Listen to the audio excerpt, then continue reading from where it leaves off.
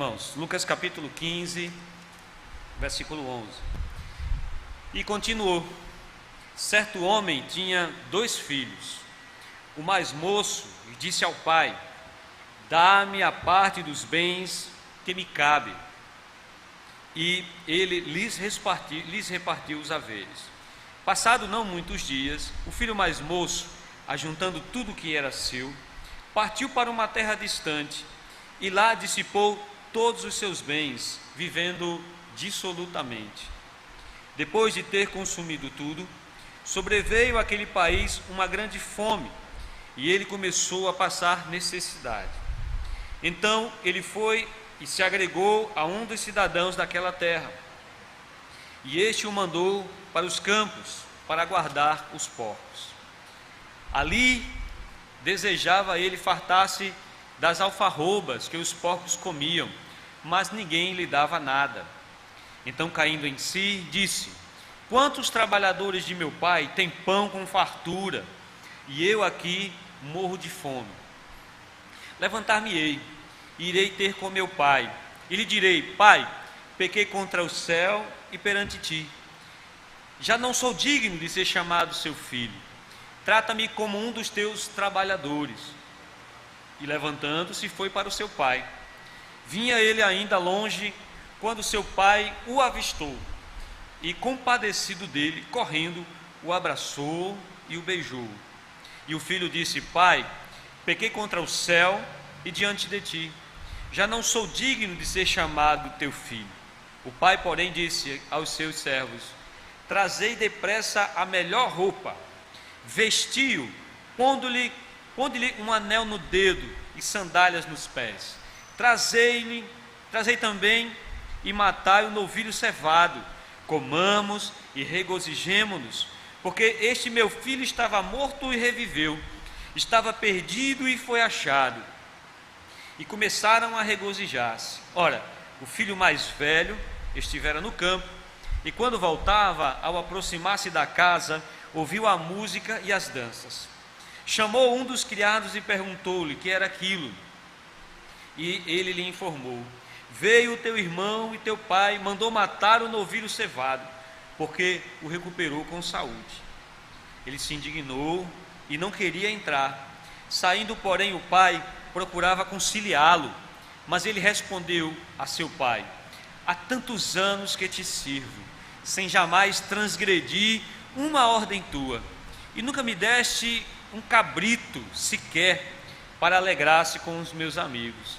Agora, vindo este teu filho, que desperdiçou os teus bens com meretrizes, tu mandaste matar para ele um novilho cevado.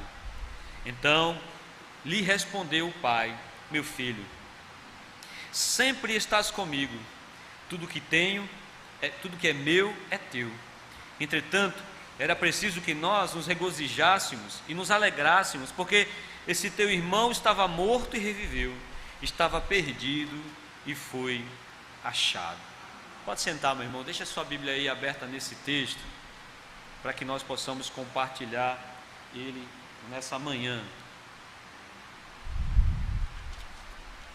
Sem dúvida nenhuma, as nossas escolhas, elas servem de leme para a nossa vida. Elas são a direção da nossa vida. As nossas escolhas, elas guiam o nosso caminho e elas determinam em que ponto nós vamos chegar e como nós vamos chegar em determinados lugares. Porque algumas das nossas escolhas, elas são ponto de curva na nossa vida. Ou seja, elas mudam completamente a trajetória da nossa vida.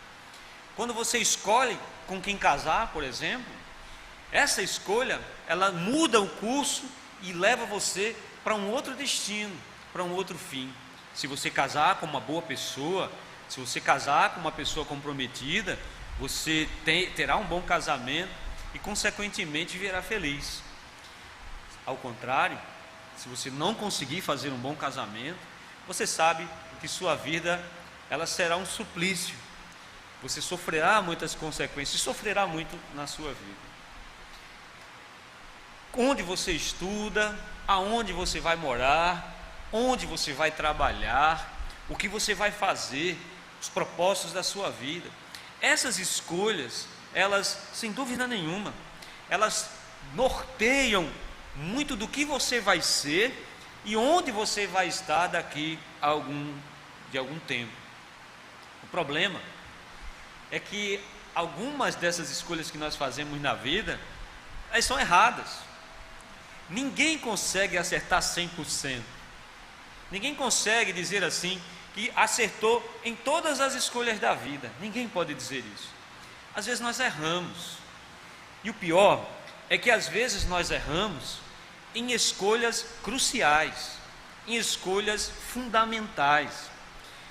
E essas escolhas que nós erramos nos levam muitas vezes a situações de extremo sofrimento, de extrema calamidade.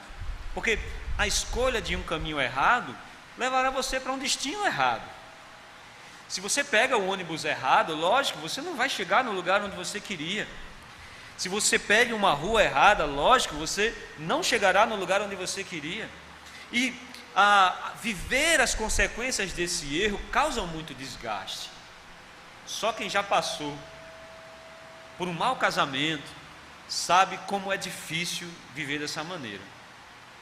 Só quem fez escolhas erradas, seja no emprego, seja na vida, morar num lugar que depois se arrependeu, viver com pessoas que depois você viu que não eram pessoas que você deveria colocar sua confiança. Essas situações, elas causam muito desgaste em nós, desgastes emocionais, né? E esses desgastes emocionais, eles nos abarroam de uma forma tão terrível que alguns não conseguem se levantar novamente e permanecem caídos o resto da vida. Você vai ver pessoas que levaram patadas da vida, me permita falar assim, e essas pessoas, elas não conseguiram se levantar de novo. Elas permaneceram caídas, elas permaneceram na situação em que estavam. Muitos entregam os pontos e se entregam. Preferem acomodar-se a uma vida de sofrimento e de dor do que ousar sair ou ousar recomeçar. Para algumas pessoas não é possível recomeçar. Talvez você conheça pessoas assim, pessoas que se acostumaram a viver com o sofrimento, pessoas que se acostumaram a viver com a dor, pessoas que se adaptaram à situação de calamidade em que elas estavam vivendo. E é interessante que a história que nós lemos aqui hoje fala exatamente disso. Jesus está ali falando para uma multidão e ele está falando verdades muito profundas. E ele começa a falar dessas verdades profundas, tentando simplificá-las, falando através de parábolas. E ele fala da escolha de um jovem que tinha uma vida abençoada, que vivia o conforto da casa de seu pai, que vivia a facilidade de ter o carinho, a proteção e a providência de seu pai, mas foi seduzido por algo que ele não conhecia. E na escolha de permanecer na vida em que ele estava, no conforto e no carinho de seu pai, ele prefere se aventurar e trilhar o seu próprio caminho. As consequências são avassaladoras. O dinheiro acaba, a alegria acaba, e ele vai cuidar de porcos, chegando ao fundo do poço, chegando ao ponto de querer comer a comida que os porcos se alimentavam. Esse desgaste promovido nesse jovem, não há uma cronologia de tempo quanto ele passou dessa maneira, mas com certeza algo moveu-se dentro dele, uma indignação no coração dele para que ele quisesse mudar aquela situação. E a história dele prova que mesmo que suas escolhas sejam erradas, mesmo que você tenha errado na vida, mesmo que você esteja vivendo uma vida de dor, de sofrimento, em consequência das escolhas erradas que você fez, você sempre pode mudar. Você sempre pode recomeçar. Você sempre pode reescrever a sua história. Você jamais pode apagar o que você viveu. mas você pode começar a escrever um novo momento, uma nova trajetória e abandonar a vida de sofrimento que você vivia. Mas para mudar é necessário força, é necessário coragem e é necessário, sobretudo, uma decisão. Essa trinca de elementos, olhe para cá, estava com saudade de dizer isso. Essa trinca de elementos são fundamentais para que a sua mudança ela seja efetiva. Essas três coisas, elas juntas, elas montam uma base sobre a qual você vai colocar o seu pé para sair do charco, do lodo, da lama e do sofrimento que você se encontra por causa da decisão errada que você cometeu. Primeira coisa que esse jovem faz, nós vamos compartilhar a respeito disso hoje, é identificar o problema, agir no problema e se reinventar. Muitos até conseguem ter uma dessas três coisas, ou seja, coragem, força e decisão, mas elas não conseguem transformar isso numa mudança de comportamento, elas não conseguem transformar isso em algo prático, elas não conseguem transformar esse conhecimento que elas recebem numa ação efetiva, em algo consciente, em algo prático. Tem uma história muito interessante que eu ouvi certa feita, de um ribeirinho que atravessava sempre pessoas de uma cidade a outra, atravessando um grande rio, mas esse rio era cheio de jacarés, grandes jacarés. E certa feita esse ribeirinho, nesse pequeno barco, nesse pequeno pote, estava atravessando, jacarés ali arrodeando o barco, né? E ele estava atravessando um sujeito que era muito sábio, muito erudito. E o sujeito dizia assim: você tem quantos anos? O ribeirinho disse: eu tenho 50 anos. Ele disse: eu também tenho 50 anos. Eu já estive em Oxford, fiz mestrado em Harvard, eu tenho 15 diplomas. Quantos diplomas você tem? Ele disse: nenhum. E aquele homem erudito continuou falando: eu falo 2 línguas, e você só fala a minha e mal. E aquele homem continuou e disse: mas eu já visitei cerca de 5 países, e você, quando visitou? Ele disse: só conheço esse rio, só conheço essa cidade. Certo ponto, o barco bateu num tronco, abriu um buraco no casco, não tinha bote salva-vida. O ribeirinho olhou para aquele doutor sábio conhecido, ele disse: o senhor sabe nadar? O homem muito culto disse: não. Ele disse: eu sei. Então nada adianta você saber muita coisa se você não souber praticar. Nada adianta você saber todo o conhecimento pleno do mundo se você não colocá-lo em prática, e se isso não tiver a capacidade de melhorar a sua vida, se isso não tiver a capacidade de lhe tornar uma pessoa melhor, ou se isso não lhe conduzir para algo melhor. Porque o texto apresenta claramente isso, as consequências de uma escolha errada, e a capacidade que um homem teve de, baseado no fundo do poço, ele reunir forças para sair da situação em que ele estava e vivenciar um novo momento na sua vida. Versículo 12 e versículo 13, deixa a sua Bíblia aberta como eu lhe pedi, e nós vamos compartilhar esse texto aí. Em casa também, meu irmão, você que está em casa, não tenha ciúme do irmão que está aqui, tá bom? Acompanhe aí de casa também. Eu tenho certeza que o Senhor tem coisas grandes para falar conosco nessa manhã. Versículo 12 diz assim, 12 e 13: o mais moço disse ao pai: dá-me a parte dos meus bens que me cabe, e lhe repartiu todos os seus haveres. Só versículo 12. É interessante que quando nós tomamos uma decisão, 99% das vezes, no momento que nós estamos tomando a decisão, nós temos convicção que aquilo que nós estamos escolhendo é certo. Nós estamos tão envolvidos, nós estamos tão concentrados, nós temos tanta certeza que aquilo que nós estamos escolhendo vai dar uma coisa boa, que nós nem titubeamos, que nós nem vacilamos. Ele vivia uma vida boa, vivia uma vida tranquila, mas ele vislumbrou um mundo que ele não conhecia.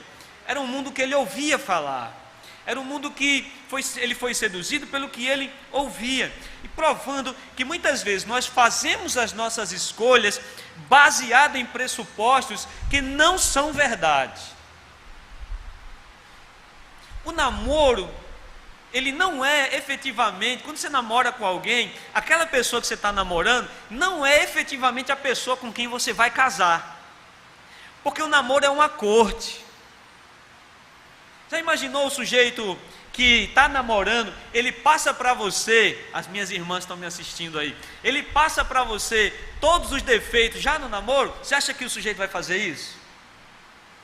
Nada, ele vai ser romântico, ele vai ser galanteador, ele vai ser bonzinho, ele vai comprar aquele pastel que você gosta, ele vai dar aquela comida que você gosta, ele vai fazer de tudo para te agradar. Então, a decisão do casamento, ela não pode ser baseada naquele sujeito bonitinho e bonzinho que você está casando, mas na 99% das vezes, você casa por causa disso.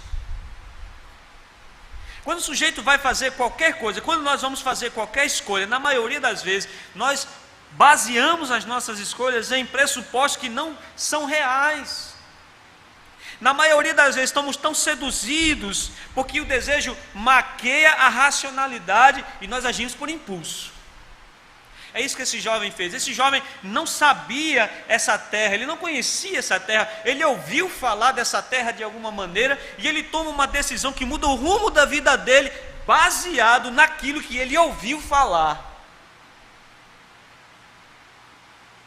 Ele muda, ele toma uma decisão tão trágica, tão dura, tão severa, que era deixar a casa do pai, que é ferir e machucar o pai, porque ele pede a parte da herança dele com o pai ainda vivo. Então ele toma uma postura agressiva contra seu pai, baseado em cima de coisas que ele não sabia que era verdade, que se transformaram na verdade no suplício da alma dele.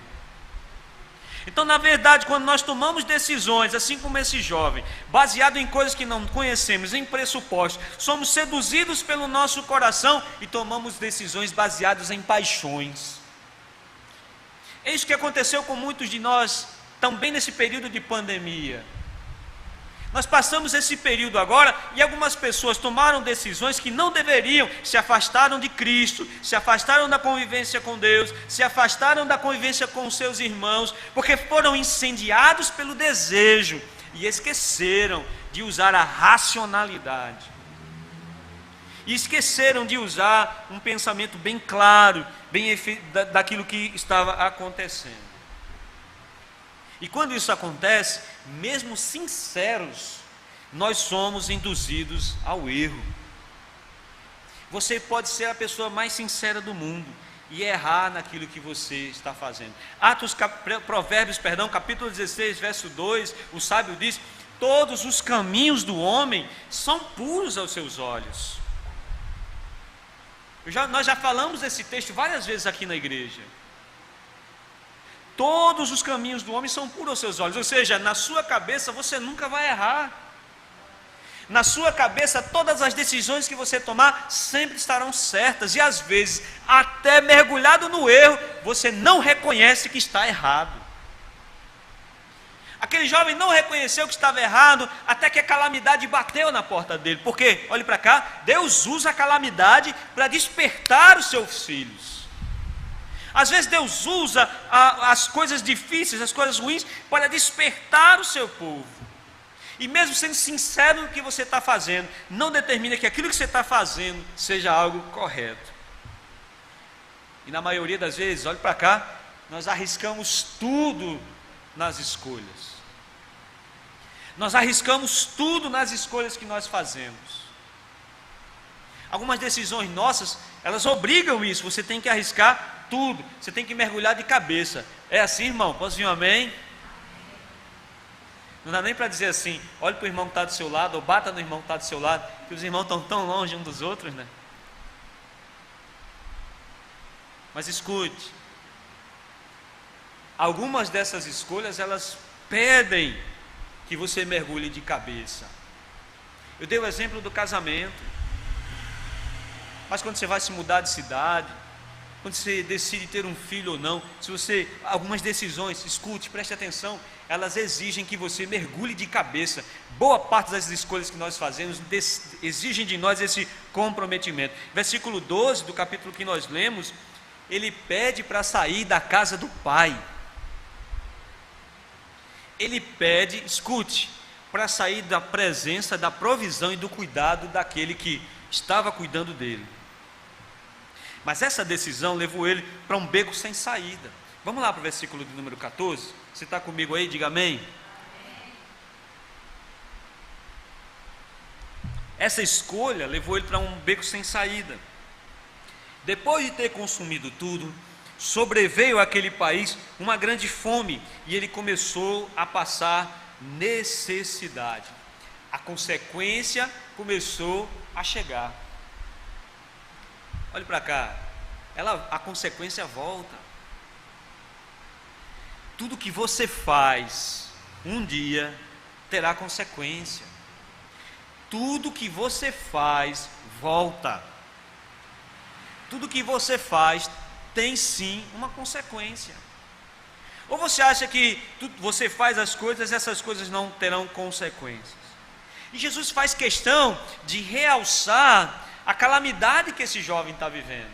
Jesus diz, ele acabou o dinheiro, os amigos deixaram ele não tinha onde ficar, ele não tinha com quem andar, ele começou a passar fome, e uma pessoa mandou ele tomar conta de porcos. Uma pessoa que vivia o luxo e a provisão da sua casa, agora é obrigada a tomar conta dos porcos, que era um dos trabalhos mais desonrosos para um judeu ou para alguém daquela época.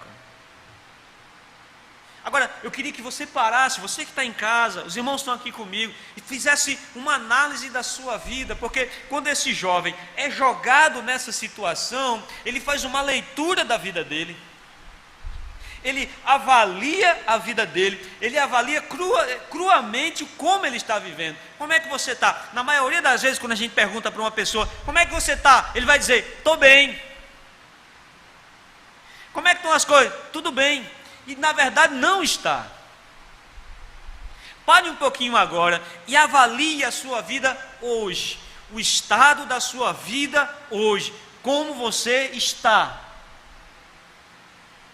Ele, quando se depara com as escolhas que ele fez, quando ele se depara com a situação que ele está vivendo, olhe para cá, ele faz uma análise da vida dele. Ele diz, poxa, na casa do meu pai, os empregados comem muito melhor do que eu estou comendo aqui hoje. Poxa, eu pequei contra meu pai, eu não sou digno de ser chamado seu filho. Ele faz uma análise real da situação dele. Eu estou em desgraça, eu não estou bem, eu não estou vivendo bem. Essa situação que eu estou vivendo não é a situação que eu sonhei, que eu desejei. Você já fez isso? Poxa, não era isso, não foi isso que eu planejei, não foi isso que eu sonhei, não é a coisa que eu imaginei, não estou vivendo o que eu imaginei que eu viveria há 10 anos atrás, há 20 anos atrás. O que você vive hoje é aquilo que você planejou, é aquilo que você projetou? Faça uma análise. Ele fez. Puxa, minhas escolhas me trouxeram aqui, minhas escolhas me colocaram nessa situação. Faça essa análise. Você que está em casa, você que me vê agora, faça essa análise. Você está na plenitude daquilo que você um dia sonhou? Ele fez uma análise realista. Seja realista. Não invente desculpas. Não queira esconder. Seja realista, pelo menos com você mesmo. Eu não estou dizendo que você vai agora falar do seu problema para todas as pessoas, mas pelo menos com você mesmo. Seja realista. As coisas não estão bem. Você não está bem. Não tem nada bem. Não está nada bom. Mas na maioria das vezes você prefere se acomodar a essa situação, se acomodar a esse sofrimento, viver abraçado com esse sofrimento, do que tomar uma postura, do que tomar uma atitude, do que resolver sair da situação que você está vivenciando. Às vezes algumas pessoas gostam, quando nós somos pequenos, e às vezes a gente caía, se machucava, e a ferida começava a cicatrizar. Não sei se você lembra, mas às vezes dava uma coceirinha quando a ferida estava cicatrizando. Minha mãe dizia era porque estava sarando. Não vou me arriscar a falar isso, tem muita gente da área da saúde aqui me assistindo, eu não vou falar isso. Mas o que é que você fazia quando a sua ferida estava cicatrizando? Você ficava ali, olha, mexendo. Quem fazia aí? Levante a mão, leva agora aí. Todo mundo pecando. Fazia isso e coçava. Chegava uma hora que arrebentava e começava a sangrar, e você parava.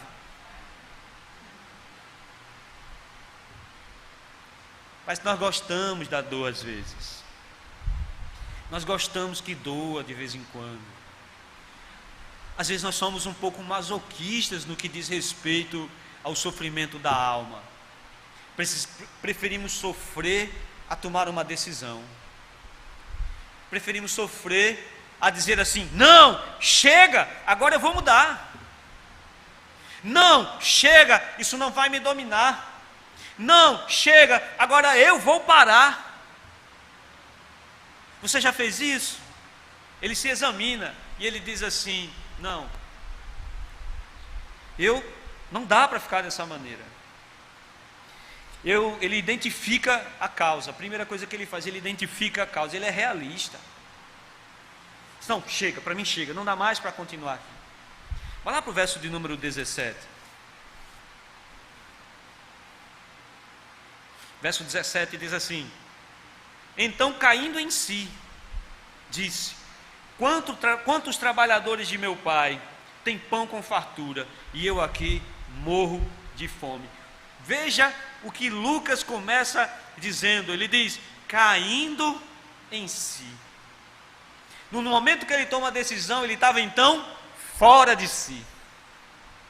Estava fora de si. Ele não estava com a cabeça no lugar quando tomou a decisão. Você entende isso? Diga amém. Ele não estava com os pensamentos encaixados, ele estava com a cabeça fora do lugar, ele estava seduzido pelas coisas e ele não enxergou o que era real. Mas aqui, quando a calamidade bate na porta dele, quando ele entra numa situação de dor e dificuldade, quando ele agora está numa situação e ele faz a leitura da vida dele, ele diz, ele cai em si. Não podemos viver com o lema do Zeca Pagodinho: deixa a vida me levar. Nós temos que fazer uma leitura da nossa vida. Como Deus chamou você para vir à igreja nessa manhã. Deus chamou você que está em casa. Deus chamou você que está na frente desse vídeo. Fez você parar na frente desse vídeo para dizer a você, hoje, que você precisa assumir o controle da sua vida. Chega. Já deu, acabou, desse ponto, acabou.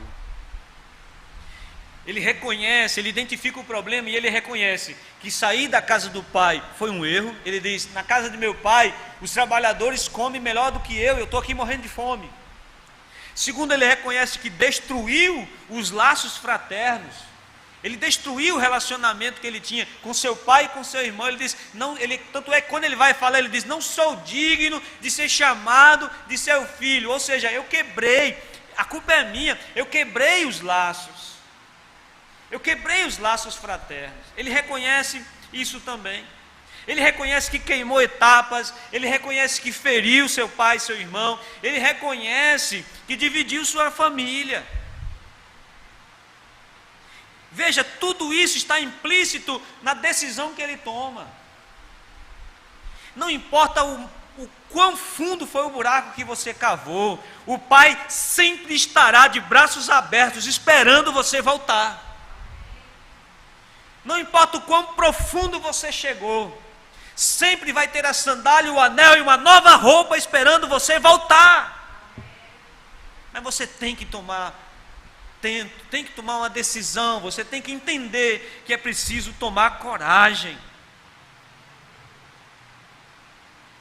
Perceba que o rancor do seu irmão mostra uma ruptura familiar, escolhas erradas, produzem consequências devastadoras.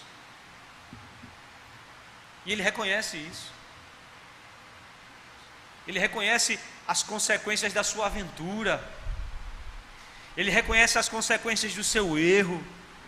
Ele identifica e pontua o que ele está errado e o que ele precisa melhorar. Irmão, você consegue fazer isso? Porque na maioria das vezes, nós conseguimos pontuar o erro no outro. Mas ele faz uma análise dele mesmo. Ele não está dizendo, se meu pai tivesse sido melhor, não tinha saído de casa. Se meu pai fosse mais paciente, eu teria ficado com ele. Ele não murmura, ele não pragueja. Olhe para cá, ele decide mudar. Você está me entendendo? Diga amém, irmão. Ele reconhece que o que ele fez é tão absurdo que fez ele perder o status de filho. Eu não sou digno sequer de ser chamado de seu filho. Eu não sou digno, deixe que eu, pelo menos, seja tratado como um empregado seu. Deixa eu ficar, pelo menos aí. Olhe para cá, reconhecer o erro é o início da cura. Reconhecer o erro é o início da jornada da subida. Você pode ter batido no fundo do poço. Se você reconhecer, você sobe o primeiro degrau na sua trajetória de volta. Você está me entendendo, irmão? Diga amém. Provérbios capítulo 24, versículo 16. O sábio diz: porque 7 vezes cairá o justo, e ele se levantará. Por mais que o justo caia 7 vezes, a Bíblia diz que nas 7 vezes ele se levantará. Louvado seja o nome de Jesus. Então reconheça seus erros. Reconheça seu estado. Reconheça o seu estado. Reconheça o seu estado atual. O que você está vivendo hoje, você não está bem. Segundo, reconheça e identifique os motivos que te levaram a essa situação de calamidade. Terceiro, reconheça de forma clara o que isso causou na sua vida e na vida de outras pessoas.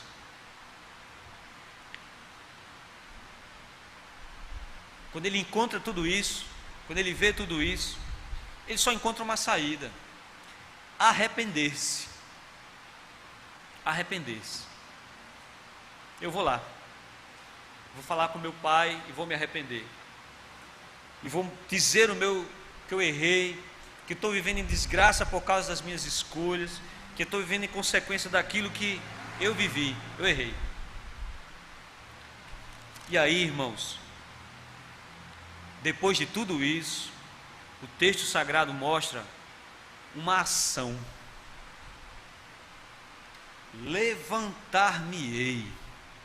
O outro verbo, irei ter com meu pai. Levante-se.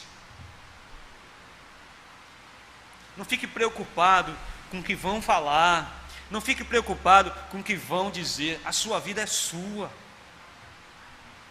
Quem está sofrendo é você. Quem está com toda a dor e todo o sofrimento é você. É interessante que, como ocupamos parte do nosso tempo em agradar pessoas que nem sequer conhecemos, ou se conhecemos, não estão interessados na nossa felicidade. Levantar-me-ei.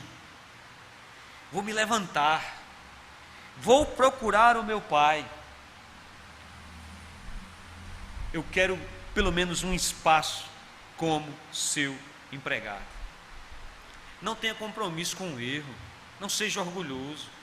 Agora, esse passo, olhe para cá, ele não é tão fácil assim. Eu vou me levantar agora e vou corrigir todos os meus erros, agora vai ser assim. Não é tão fácil assim. Esse jovem, ele tinha alguns obstáculos. Eu queria destacar 2 desses obstáculos. O primeiro deles é o orgulho. Ei, nós somos orgulhosos. Começamos de pequenos. Você errou. Não fui eu. Você errou, mas porque você fez isso. Você errou, se não tivesse acontecido isso, eu não tinha errado. Primeira coisa que ele tinha era vencer o seu orgulho. Olha para cá, irmão, imagine você pediu parte da sua herança, foi para farra, acabou com tudo, está numa situação deplorável. Agora você vai ter que encarar seu pai e seu irmão. Primeiro, você tinha que reconhecer, se rebaixar à condição inferior. Você sabia que talvez seu pai te humilhasse, seu irmão te humilhasse. Você não sabia, ele não sabia como é que o pai ia reagir. E é isso que acontece muitas vezes, nós não sabemos o que vai acontecer quando tomamos uma decisão de mudar de vida. Deixa eu caminhar, por exemplo, para não cansar os irmãos. Segunda coisa que ele tinha era o medo. O que vai acontecer? O medo sempre nos acompanha. Como meu pai vai reagir? Como as pessoas da minha casa vão reagir? O que vai vir? Eu aprendi uma coisa. Eu não sei como será a minha vida amanhã com Deus, mas eu sei que ela será infinitamente melhor de uma vida sem Ele. Eu não sei o que vai acontecer. E talvez, agora, isso se transformou em algo mais real na nossa vida. Porque nós dizíamos assim, não sei o que vai acontecer amanhã. Isso se tornou algo tão real, porque realmente nós não sabemos o que vai acontecer amanhã. Se tornou muito real para nós, você não sabe o que vai acontecer amanhã.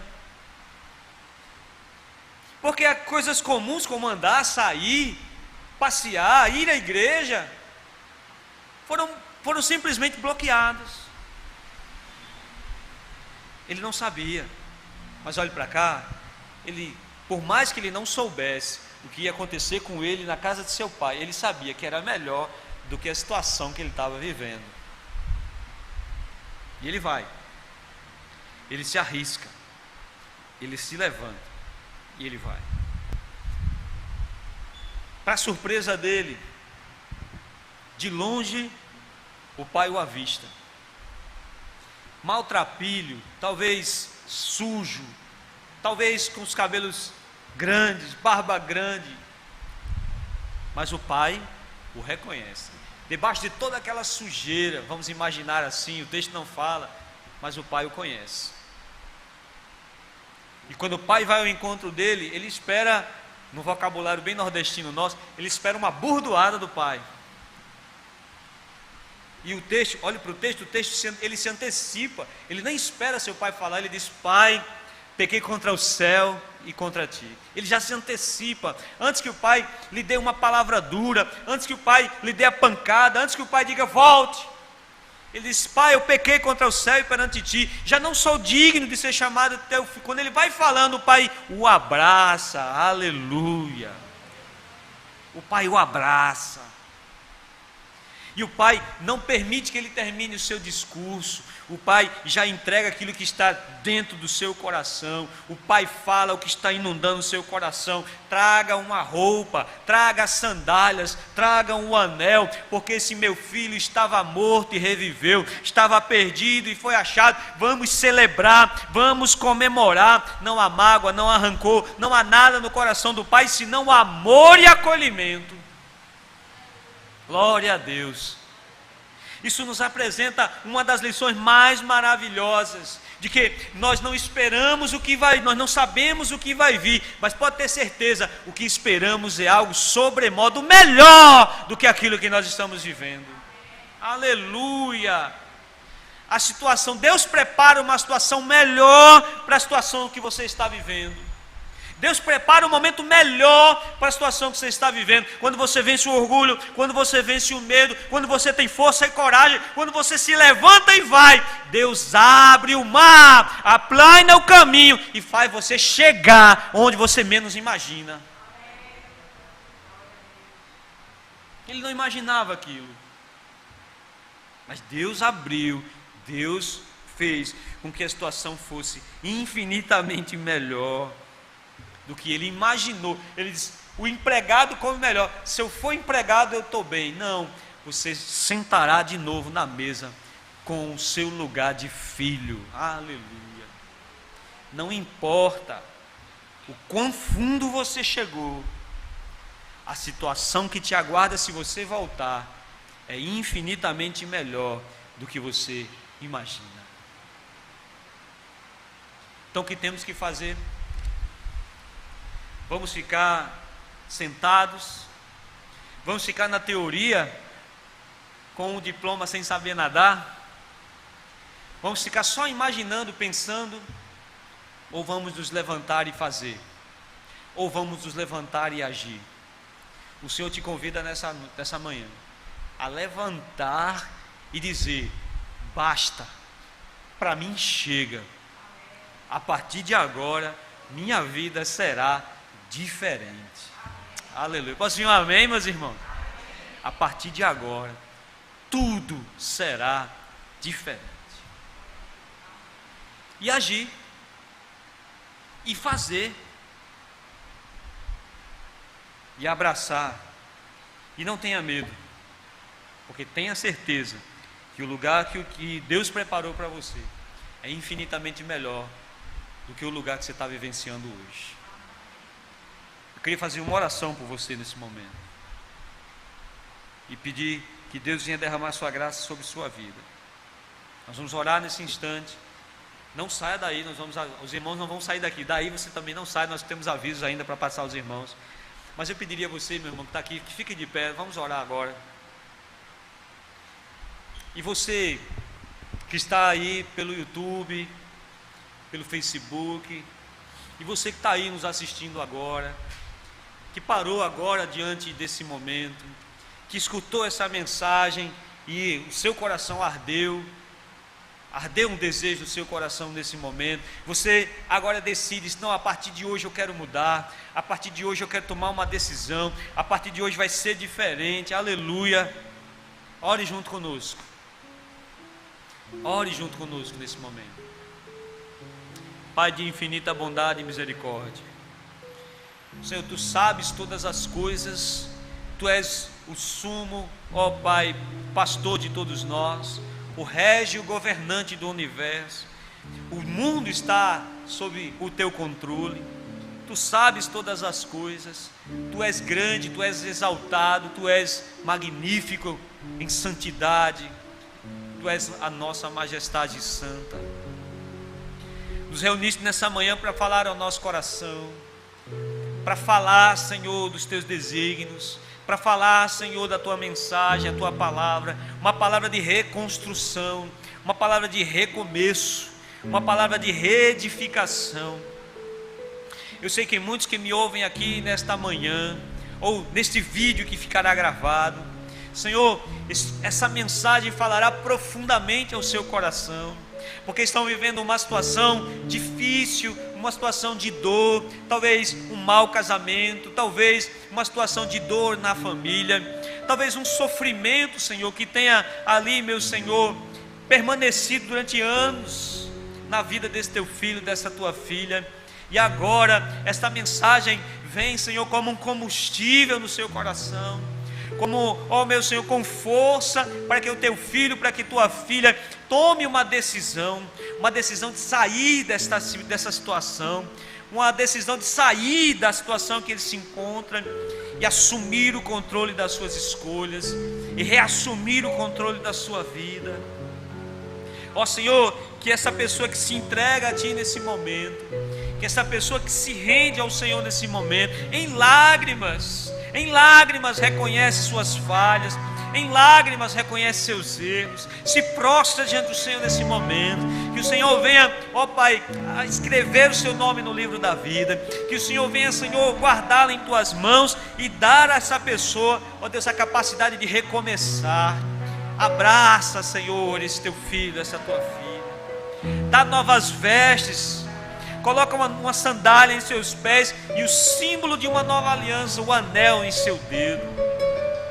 É para a glória do Teu nome, Senhor, que eu peço que o Senhor abençoe a todos estes que neste momento tomam essa decisão e reassumem o controle de suas vidas.